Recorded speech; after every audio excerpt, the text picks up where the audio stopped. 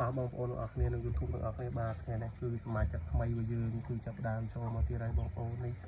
គឺបានប្រហែលជាគង់10ជាងបងប្អូនវាប្រហែលរាប់ទេសមាជិកថ្មីរបស់យើងបានខ្ញុំថតពណ៌ថ្ងៃមុននោះបងប្អូន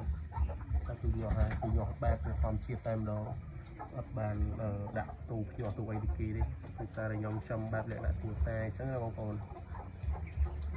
អត់តែយើងចាប់បានចាប់ចូលក្នុងធុងរបស់យើងបងប្អូនគូថ្លោល្អបងប្អូននេះគូចាប់ម្ដងមួយចឹងមក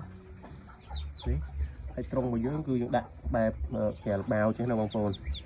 ដោយសារតែយើងដាក់ទៅប្រហោងខ្លាយវាជាជើងជាអីចឹងណាបងប្អូនយើងដាក់បាវចឹងមកហើយយើងបាំងវាជុំវិញតែបងប្អូនកុំឲ្យមានខ្យល់ឬក៏អីចូលហើយយើងដាក់ពូលកម្ដៅទៀតណាបងប្អូនតែเราយើងទៅចាប់អត់ទីបងប្អូននេះអូយមិនបានទេពីរទៀតបងប្អូនចូលដល់3បងប្អូននេះ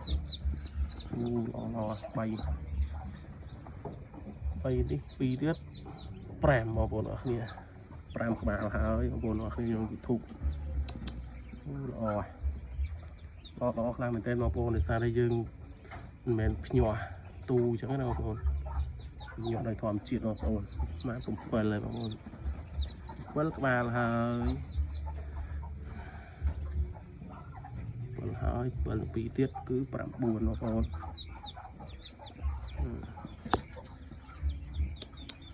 ះពងរបស់យើងគឺនៅទៀតបងប្អូន9ហើយ11បងប្អូន11ក្បាលនេះទៅសារតែវាទៅញាស់ចឹងណាបងប្អូននេះទៅញាស់ចឹងទៅវាអត់ទាន់ស្ងួតទេបងប្អូននេះវាអត់ទាន់ស្ងួតល្អទេចឹងយើងក៏អាចនឹងដាក់ទ្រុងផ្សេងឬក៏យ៉ាងម៉េចបងប្អូនបងប្អូនជួយមិនអ្នកមួយបងប្អូនដាក់នោះផ្លែវាជន់ងាប់ចឹងណាបងប្អូនវានៅរងាខ្លាំងមែនតើបងប្អូននេះចាប់ដើមញាស់ទៀតហើយបងប្អូននេះចាប់ដើមបែកញាស់ទៀតហើយចឹងអាចនោះនេះមកនេះចឹងអ៊ំខ្ញុំនឹងអាចជួយវាខ្លះបងប្អូនអាចឲ្យវាញាស់បានបងប្អូន